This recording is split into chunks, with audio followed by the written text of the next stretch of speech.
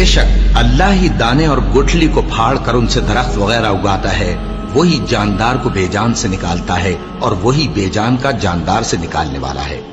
यही तो अल्लाह है, फिर तुम कहां बहके फिरते हो?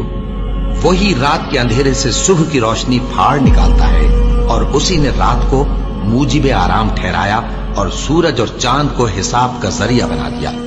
ये अल्लाह के मुकर्रर किए हुए अंदाज़े हैं जो गालिब है, इल्म वाला है। और वही तो है जिसने तुम्हारे लिए सितारे बनाए ताकि जंगलों और दरियाओं के अंधेरों में उनसे रास्ते मालूम करो।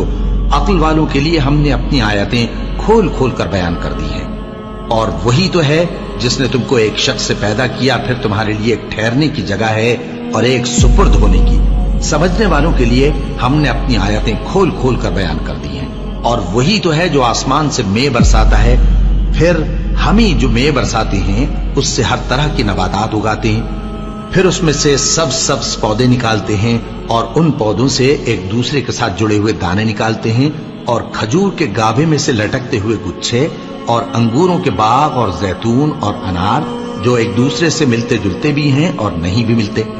ये चीजें जब फलती हैं तो इनके फलों पर, और जब पकती हैं तो इनके पकने पर नजर करो।